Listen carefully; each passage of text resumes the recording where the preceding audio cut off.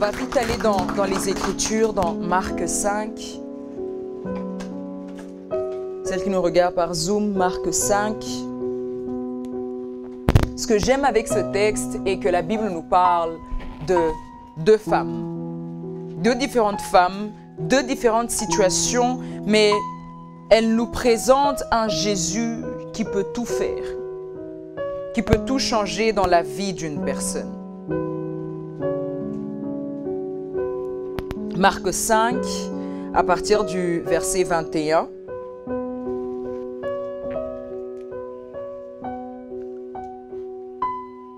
Je vais lire la parole de Dieu. Le texte sera un peu long, mais il est très nécessaire que nous puissions lire la parole de Dieu.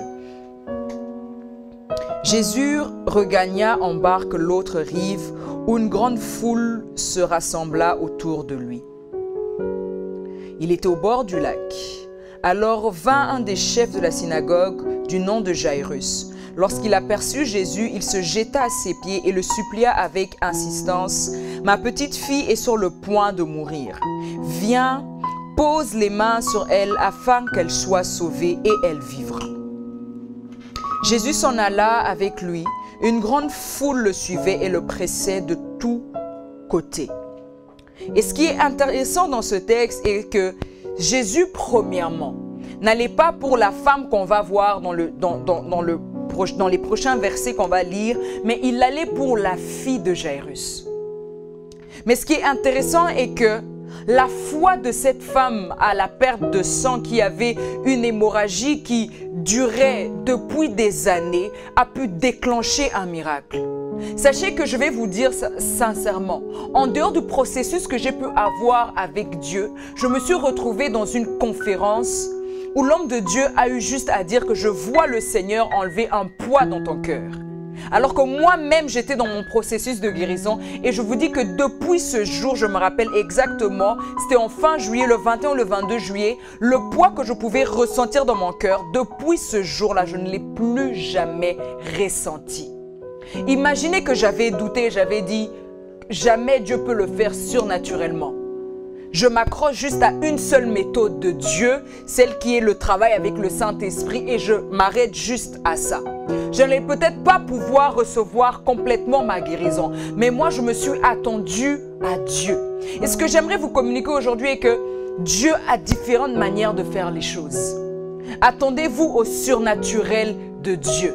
Du jour au lendemain, Dieu peut changer les choses dans votre destinée. Du jour au lendemain, le Saint-Esprit peut vous guérir et ôter l'amertume, ôter la honte, ôter la dépression, ôter tout ce qui était deuil dans votre vie. Le Saint-Esprit a la capacité de le faire.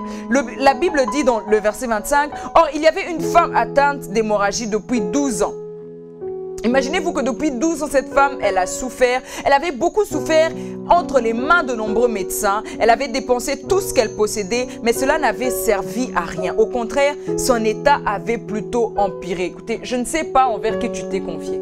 Je ne sais pas le nombre d'hommes de Dieu que tu as eu à consulter pour ton cas, mais tu as comme l'impression que ton cas empire.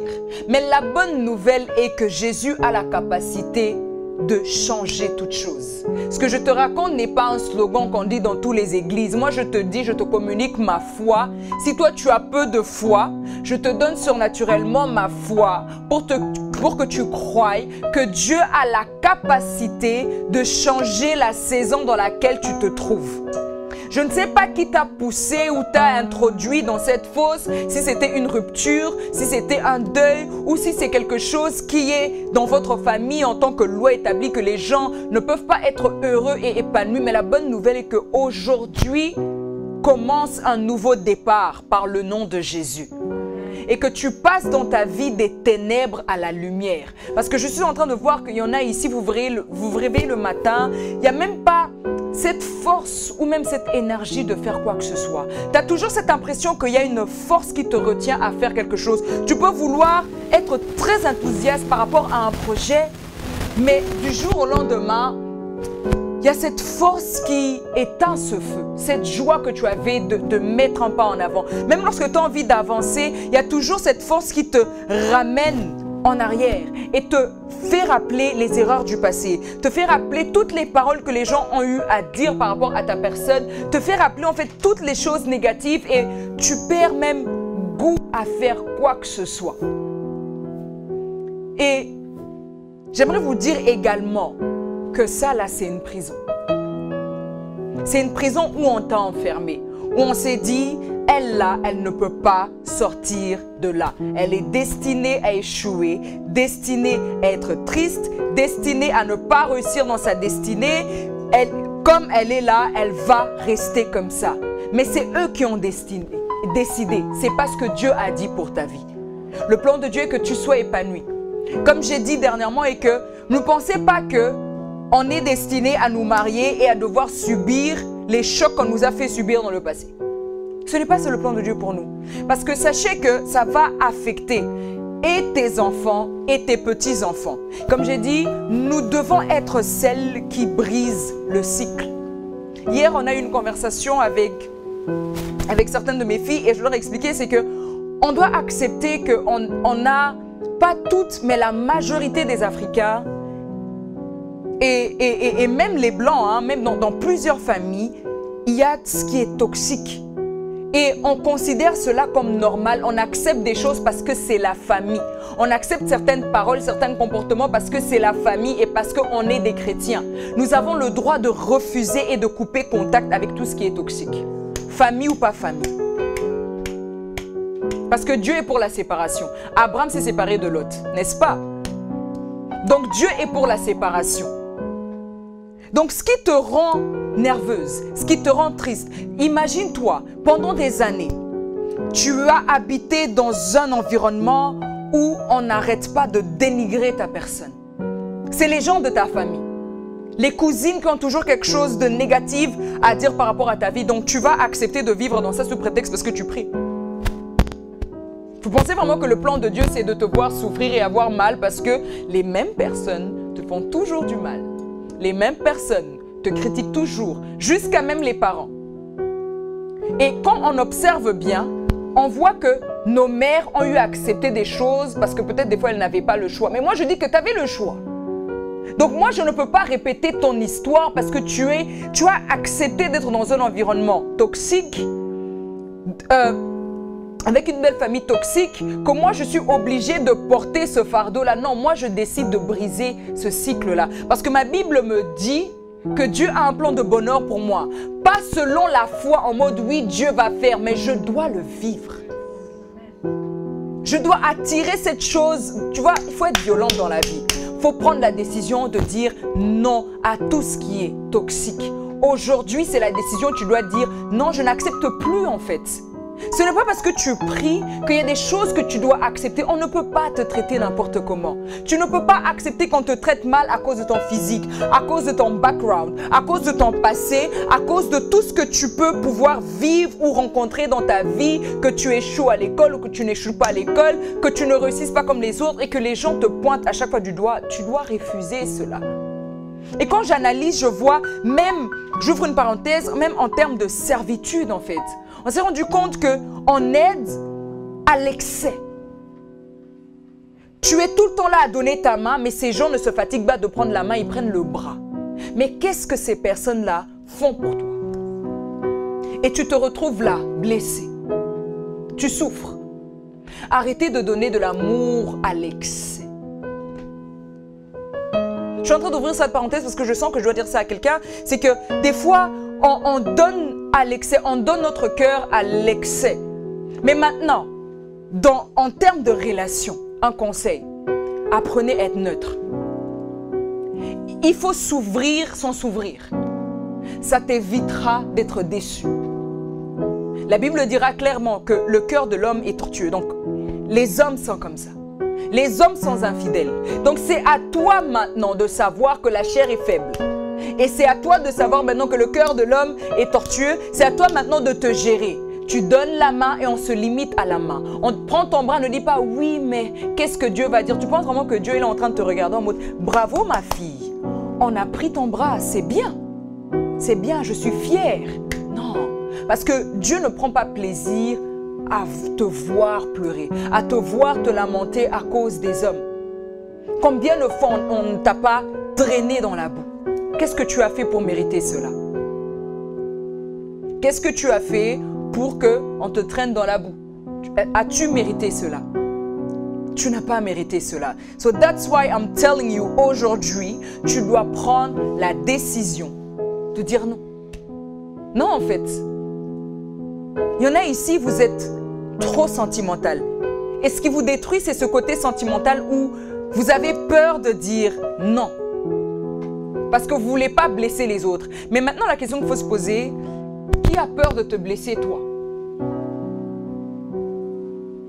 Qui a peur de te blesser, toi? Non, dites-moi, qui a peur? Qui a peur de te blesser?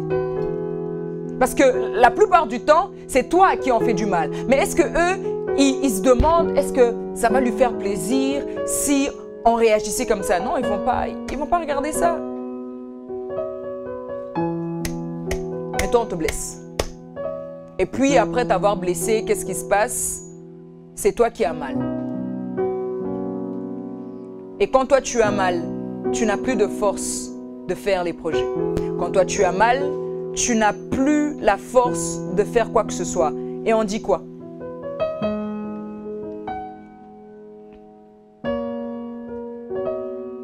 Je sens qu'ici on ne m'entend. Ah, je suis là, le micro était coupé. Maintenant, il faut me dire, parce que des fois, je trouve qu'en tant qu'enfant de Dieu, on accepte l'inacceptable. En tant qu'enfant de Dieu, on accepte des choses qu'on n'est pas censé accepter dans notre vie. Et vous êtes toutes là.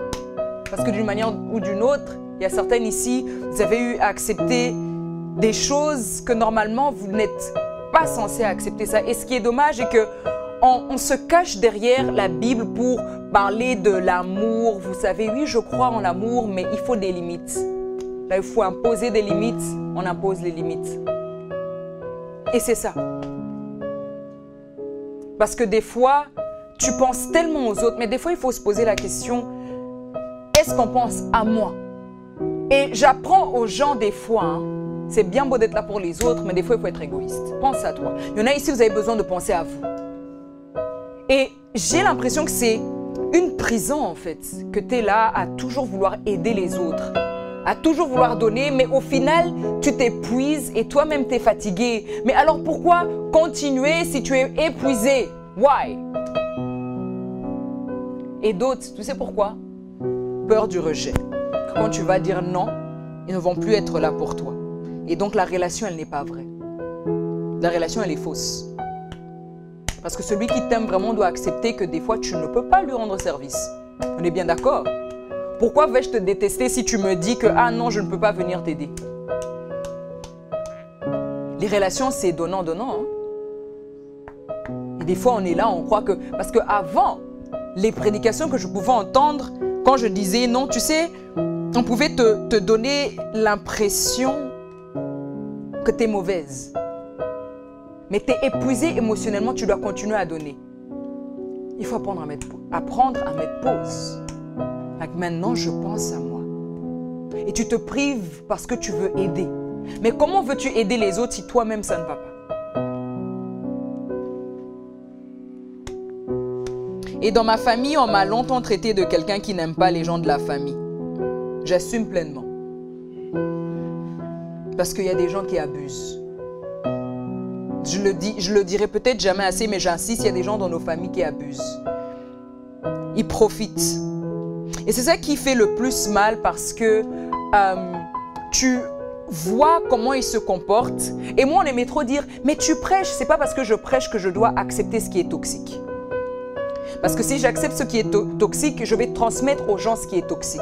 Et je vais créer une bande des gens toxiques. Et Dieu ne sera pas fier de moi. Donc je leur ai dit, j'aime pas la famille, oui, j'aime pas la famille. Et ce qui est dommage, c'est que des fois, nos parents n'arrivent pas à réaliser qu'ils nous poussent vers ce qui est toxique. Ils nous font accepter des gens de la famille toxique. Et malgré ton nom, ils disent, oui, mais c'est quelqu'un de la famille, même si c'est quelqu'un de la famille. La personne est toxique. Si tu n'es pas à l'aise avec quelqu'un, pourquoi te forces-tu d'être là? Pensez-vous vraiment que dans le plan de Dieu, on doit être amis avec tout le monde? Haïr est mauvais, ça oui. Mais tu n'es pas obligé d'accepter tout le monde dans ton environnement. Et il y en a ici, vous avez laissé des mouches entrer dans votre environnement. Et résultat, vous êtes blessé. Parce que les mouches, ils ne nous plaisent pas. Moi-même, déjà, quand je vois une mouche, je suis à chaque fois comme ça. Mais même tante là, ça ne le chasse pas parce que des fois, je me suis à quelques fois même giflé parce que je le sentais. Là, je me suis giflé. Et c'est ça qui arrive. On se gifle, on se fait mal parce qu'on accepte ce qui est toxique. Et c'est une des choses qui m'a le plus détruite. Et il a fallu que Jésus vienne me sortir de là, en fait. Et d'une manière ou d'une autre, je me suis rendu compte que, en fait, Prisca, tu étais dans une prison. Il faut l'admettre. Oui, j'étais dans une prison. Oui, j'étais dans ce qui était toxique. Et par la grâce de Dieu, alléluia, je suis sortie de là et je me retrouve devant vous.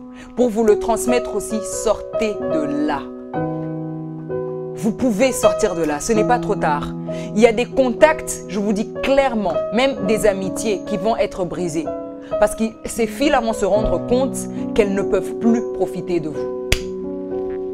Parce qu'il y a des amitiés que vous avez qui sont par intérêt. C'est dur de le dire comme ça, mais voilà. C'était une parenthèse. Est-ce que je peux continuer à lire? Je blesse pas, j'espère. Si je blesse, j'espère que je me mets à l'aise. Parce que si c'est pour... je peux continuer.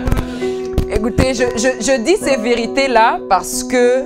Ou sinon, si je vous caresse, en mode non, tu vas juste guérir, Dieu va faire ça. Imagine, je te dis, tu vas guérir, Dieu te guérit, mais tu es toujours dans le milieu toxique. Ils vont te détruire. Ils vont bien te manger. Tu vas retomber, mais beaucoup plus profondément que là où tu étais déjà. Et je dis toujours, tu ne peux pas guérir là où tu as été blessé. Tu ne peux pas. Ça ne marche pas en fait. Tu ne peux pas. C'est un mauvais environnement. Tu ne peux pas.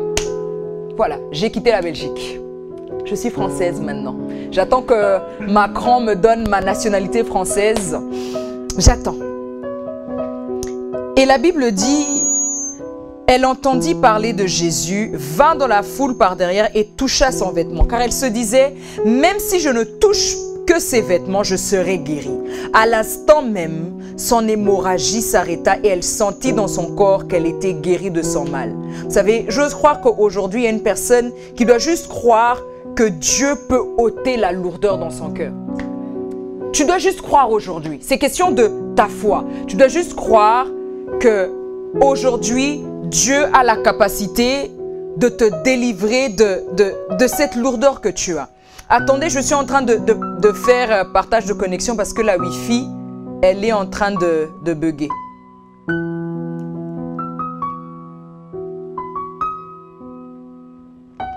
Normalement, là, ça va marcher. C'est bon. Là, normalement, c'est mieux. Donc, comme je vous ai dit, Dieu a la capacité de vous sortir, en fait, de tout ça. Il faut juste croire. Il faut juste croire aujourd'hui, comme cette femme, tu te dis, si seulement là, je me mets à prier de toutes mes forces et j'invoque le nom de Jésus, j'ose croire que la puissance de son nom va ôter toute chose. Parce qu'il y en a, lorsque je regarde vos cœurs en esprit, même cette blessure, moi, il y a des lignes. Et le sang qui coule. Ah, Jésus. Malheureusement, je ne peux pas gifler ce garçon qui a brisé ton cœur. Ou sinon, je l'aurais fait. Hein. Sincèrement, je l'aurais fait. Il t'a trompé. Et encore, il ose dire que c'est toi qui es responsable. Il a le culot. Hein. Comment il peut dire ce genre de choses? Et tu as accepté que tu es responsable. Et il y en a, vous pensez que vous êtes responsable pour des choses alors que vous n'êtes pas responsable. Et à force de dire que vous êtes responsable, vous avez eu à accepter des choses qui ne sont pas vraies. Si on te dit toujours que tu es fautif, au final, tu vas croire que tu es fautif, que c'est toi le problème. Et on accepte. Et on croit qu'on a un poison pour les autres, alors que ceux qui sont un poison se cachent bien. Ils sont des agneaux, mais la vérité est qu'ils sont des loups. Et c'est ce qui est difficile et très dommage, et que ça prend du temps jusqu'à ce que les gens puissent réellement voir que c'était les autres, le virus. Mais par la grâce de Dieu, j'ose croire que nous entrons dans une saison où Dieu va exposer tout ce qui salissait ton image. Il faut. Nous entrons dans cette saison-là où Dieu doit te faire du bien. Dieu doit te faire rire. Pas que tu es en train de rire et que tu sais qu'au fond de toi que ça ne va pas. Mais que, vous savez, il y en a ici, je suis en train de voir, votre témoignage a été vraiment sali. Mais d'une manière très très sale. Hein? Vraiment des faux témoignages, tout ça. Et je prie vraiment que le Seigneur puisse, dans ces mêmes endroits-là où vous avez été humiliés, que ce soit ces mêmes endroits où le Seigneur lui-même va étendre sa main et commencer à changer le langage des gens vis-à-vis de vous. Que le Seigneur puisse le faire. Et je saute, on est dans le verset 38, la Bible dit « Ils arrivèrent à la maison du chef de la synagogue où Jésus vit du tumulte. » Donc là, il arrive dans la maison de la fille de Jairus. Des gens qui pleuraient et poussaient des grands cris. Il entra et leur dit « Pourquoi faites-vous ce tumulte et pourquoi pleurez-vous? L'enfant n'est pas morte, mais elle dort. » Il se moquait de lui, alors il les fit tous sortir, prit avec lui le père et la mère de l'enfant et ceux qui l'avaient accompagné, et il entra là où l'enfant était couché. Il la prit par la main et lui dit « Talitha koumi », ce qui signifie « Jeune fille, lève-toi, je te le dis ». Vous avez directement le thème de mon message. Lève-toi. Il y a une personne que Dieu veut relever aujourd'hui. Vous savez, cette fille était déjà morte. Hein?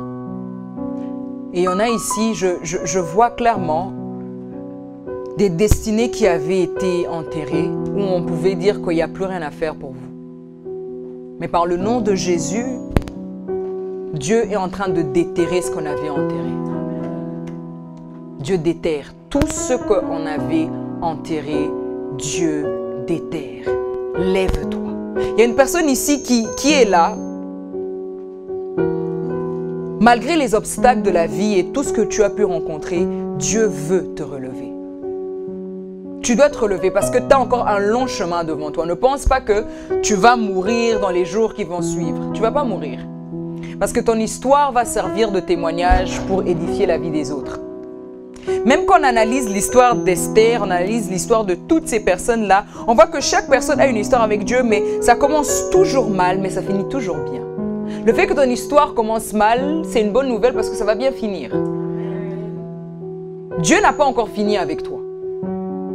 Tu es juste en train de traverser. Ce que j'aime avec traverser des moments difficiles, c'est que je ne demeure pas dans les moments difficiles. Est-ce qu'on dit je demeure dans les moments difficiles? Je traverse. Tu traverses, je traverse. T'as capté?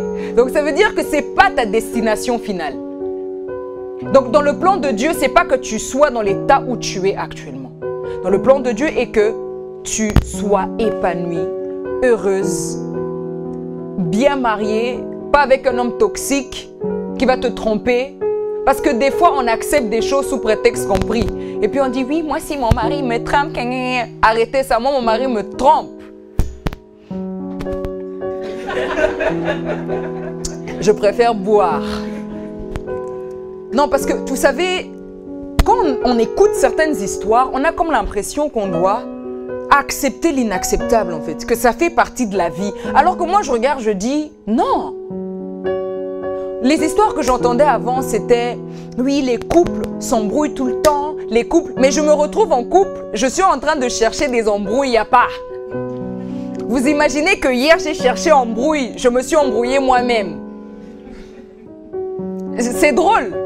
C'est drôle parce que je me suis rendu compte, j'ai fait, mais en fait, toutes les histoires que je peux lire, je me rends compte que tout le monde est différent en fait. C'est parce que eux, il y a embrouille et qu'ils aiment les embrouilles, surtout les Africains, mais on est en train de grandir ici, notre mentalité aussi doit changer. On doit rechercher la paix et faire en sorte que nos enfants ne soient pas dans un mariage, dans une famille, pardon, dans un foyer où ils grandissent, où ils voient papa et maman s'embrouillent tout le temps, c'est leur vie. Parce que c'est des blessures qui sont en train d'être créées dans leur cœur et d'une manière ou d'une autre, ils vont grandir dans ça, ça va les affecter. Et ce que je veux est que les enfants qu'on va mettre au monde ne puissent pas être des enfants qui vont devoir faire le processus que vous êtes en train de faire aujourd'hui. je veux pas. Je veux pas que ton enfant commence à chercher des serviteurs de Dieu pour un processus de guérison, alors que toi, tu es là pour briser le cycle. La raison pour laquelle je dis, ne nous précipitons pas du tout à même entrer dans des relations parce qu'on se sent seul. Parce que des fois, on entend des choses telles que on guérit l'amour que par l'amour, c'est pas vrai. Parce que tu vas faire subir à l'enfant des autres ce que l'autre t'a fait subir. Tu vois ce que je veux dire? Raison pour laquelle quand tu entres dans une nouvelle relation, le plan de Dieu pour toi est que tu puisses rendre l'autre personne heureuse. Et que tu sois réellement une femme qui est épanouie dans son foyer. Et l'épanouissement, ne pense pas que c'est un homme qui va te rendre épanoui. Sincèrement. Toi-même, dans ta propre vie, tu dois être complètement guéri. Toi-même, dans ta propre vie, tu dois être épanoui. Toi-même, dans ta propre vie, il faut qu'il y ait déjà un changement et certains fruits que tu es en train de voir. Parce que si tu attends à ce que l'homme fasse des choses pour toi, tu demandes à ce que l'homme devienne Dieu. Alors que l'homme ne peut jamais prendre la place du Saint-Esprit. L'homme reste l'homme, il va te décevoir. Si tu es déjà quelqu'un de blessé et il te déçoit,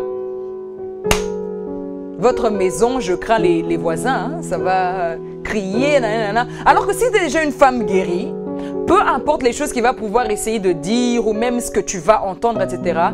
Aujourd'hui, les choses ne m'affectent même plus comme ça pouvait m'affecter hier. Pourquoi? Tu es guéri.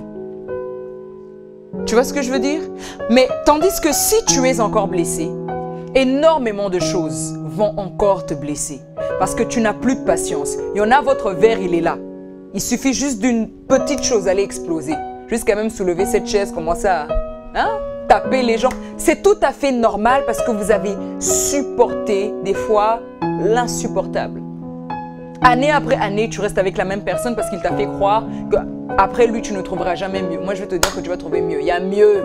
Nous tous, on a trouvé mieux ici et tu penses vraiment que toi, tu ne vas pas trouver mieux. Et tu vois, ce qui m'énerve avec ce type de personnes, c'est qu'ils ont comme l'impression qu'ils sont indispensables. Ils aiment trop utiliser des textes où il y a des gens qui sont irremplaçables. Tu es irremplaçable. Quelqu'un de toxique est irremplaçable. Arrête de vouloir changer quelqu'un. Tu vois la relation toxique où tu es. Dieu va la briser, même si toi, tu ne veux pas la briser. Dieu va permettre une situation où tu n'auras pas le choix, si ce n'est que de fuir cette relation. Je vais vous dire. Parce que le fait que tu es maintenant dans une atmosphère prophétique, c'est là où maintenant le plan de Dieu dans ta vie est sur le point de se faire tel qu'il doit se faire. Tu as longtemps lutté avec Dieu. Non, je prie, Dieu va le changer. Oui. Il va le changer. Amen. Et puis, quand quelqu'un vient te dire c'est pas l'homme de ta vie, tu ne crois pas. Mais toutes les personnes qui viennent te dire des soi-disant prophéties que c'est l'homme de ta vie, il va changer. Changer? Un homme qui ne te respecte pas avant de t'épouser ne va pas te respecter une fois qu'il t'a épousé. Period. Vous voulez me contredire, vous pouvez. Si vous avez connu ça, il a changé. Après, dites-moi. Je vous dis sincèrement, les hommes là, parce qu'il y a des filles ici, elles n'arrivent pas à mettre un pas en avant à cause d'un homme qui les a fait croire. Et le pire dans tout, c'est qu'ils te comparent à d'autres femmes. Ils aiment ça, te comparer. Commencer à te mettre mal à l'aise par rapport à ton physique. Vous savez, ce que mon ex il me disait, oui, tu seras encore plus belle si tu grossis. Frère, j'ai grossi, on n'est plus en couple. Il me fait maintenant des messages en mode, t'as grossi? Oui, j'ai grossi, mais loin de toi. I'm so sorry. T'es avec quelqu'un. Prends soin d'elle. Parce que nous, les femmes, on est des fleurs. À rose. Maintenant, quelqu'un fait le travail. Tu veux venir? Mais non. Vous savez ce que le Saint-Esprit m'avait dit? Si tu retournes vers lui, il va tellement te détruire que tu ne vas plus jamais pouvoir te relever.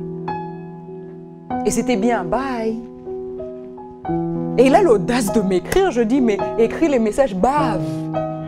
Regarde-moi, je fais des fiers. Regarde bien, tu as perdu. Et je te dis clairement, là où Dieu est en train de t'emmener, il y en a qui vont regretter pourquoi ils t'ont traité comme ça. Parce que qui tu es aujourd'hui, tu es un diamant brut, mais que Dieu sera en train de tailler pour avoir la forme que Dieu veut que tu puisses avoir.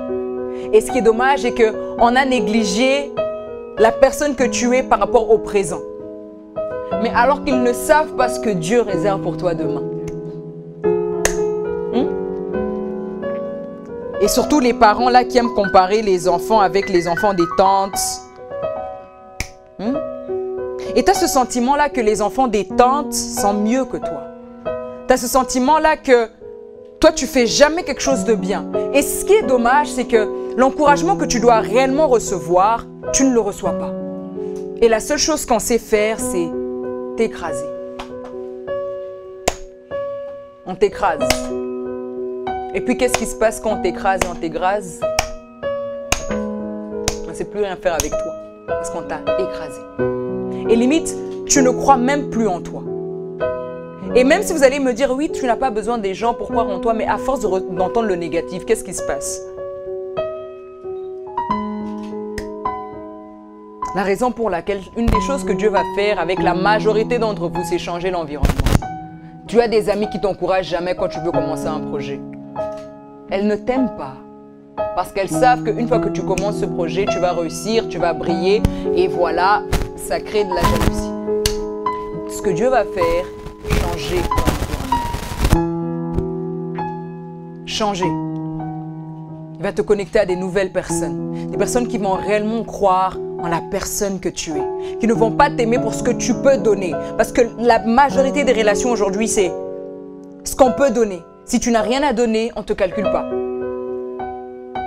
Et j'ouvre même une parenthèse et je le dis, observe même dans le milieu où des serviteurs de Dieu, seuls ceux qui ont des abonnés qu'on valorise plus que ceux qui ont que 100 personnes qui les suivent, 200 personnes, alors qu'ils oublient que les abonnés, ce n'est pas l'impact.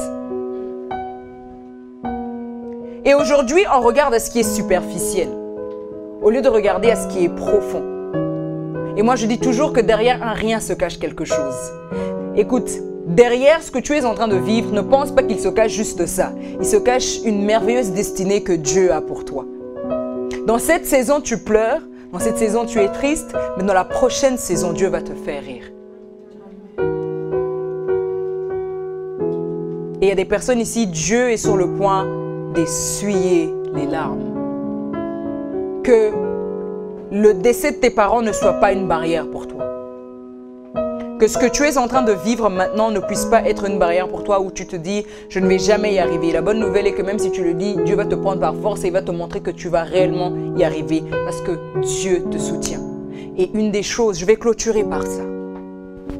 Arrêtez de vous donner de la pression en termes de pardon, en termes des blessures intérieures que vous avez. Ne vous dites pas « oui, je vais pardonner, aujourd'hui j'ai pardonné, c'est fini ». C'est un processus le pardon. Il y a des gens, ça va prendre des mois pour pouvoir les pardonner et c'est normal. Donc ne vous sentez pas mal parce que vous n'arrivez pas à pardonner certaines personnes. Moi j'ai pris du temps, j'ai fait même des 1 an pour pardonner des gens. Et alors vous? C'est un processus. Donc ne commence pas à imposer le Saint-Esprit la manière dont tu veux qu'il puisse te guérir. Laisse-le faire tel qu'il veut restaurer ton cœur. Donc s'il y a des personnes qui sont là, qui vont réussir à pardonner dès aujourd'hui, gloire à Dieu. Mais s'il y a des personnes ici où ça va demander beaucoup plus de temps, laisse le Saint-Esprit faire ce travail en toi. Le plus important est que tu es dans le processus de pouvoir pardonner. Et tu sais, comment tu peux savoir que tu as réellement pardonné? Lorsque, premièrement, tu pries pour la personne, mais plus en souhaitant la vengeance de Dieu. Mais juste de l'amour. C'est comme ça que j'ai su que j'étais guérie de beaucoup de choses. Deuxièmement, parce qu'avant quand je priais pour eux,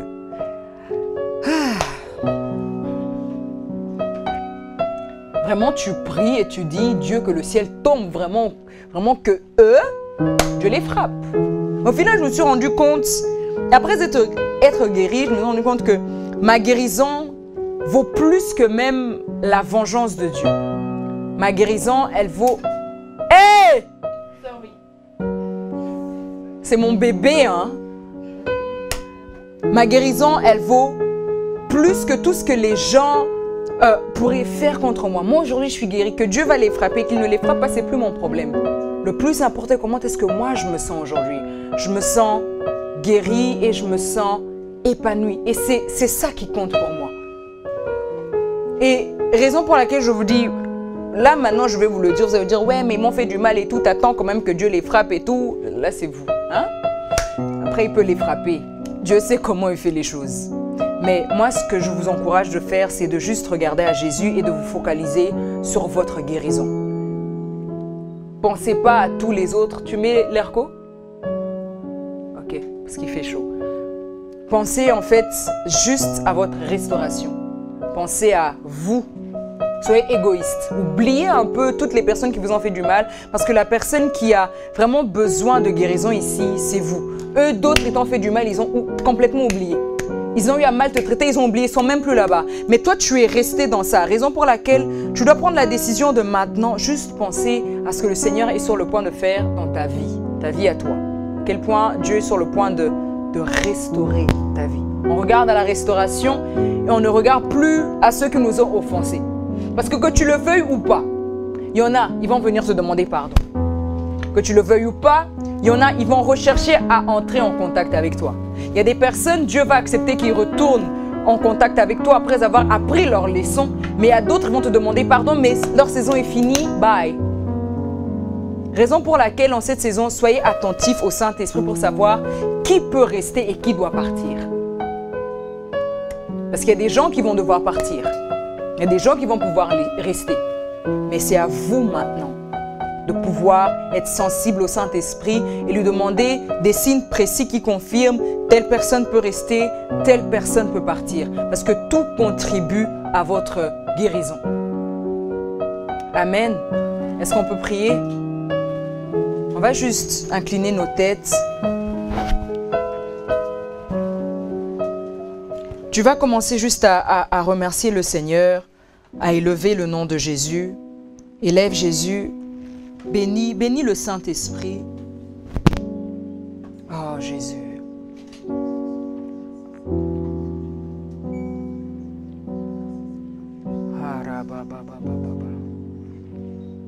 Saint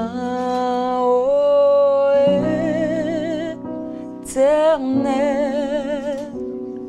Dieu de l'univers, digne de louange,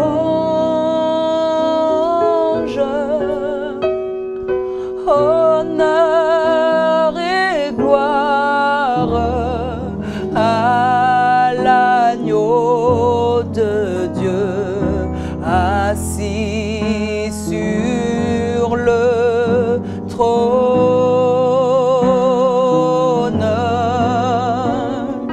Tu règnes à jamais. Mon Dieu est assis sur le trône, assis sur le trône. Tu règnes à jamais.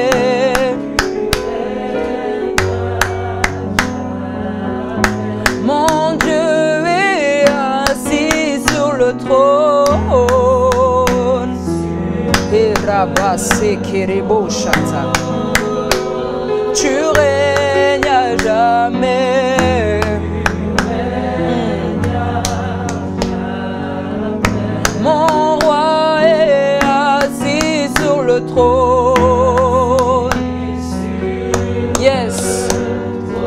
Il règne au-dessus de toutes tes difficultés. Il règne au-dessus de toutes les complications que tu rencontres. Il règne. Mon roi est assis sur le trône.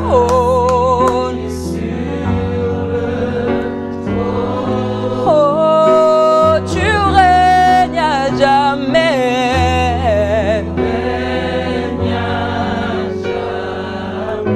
Mon Dieu est assis sur le trône. Et rababababouche. Tu règnes à jamais.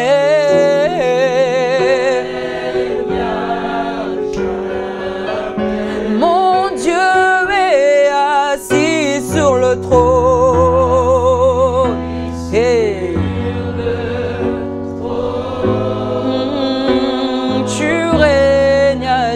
jamais. Tu règnes à jamais. Tu règnes à jamais. Tu règnes à jamais. Et cantere brosata. Tu règnes à jamais.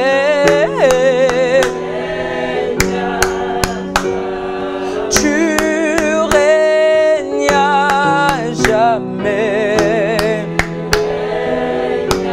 Acclame, acclame, acclame avec moi. Il règne à jamais. Tu règnes à jamais. Ramakante rebosata. Tu règnes à jamais. Rade kante rebosata. Tu règnes à jamais. Il règne à jamais. Tu règnes à jamais. Rekabande lebro sukataya. Tu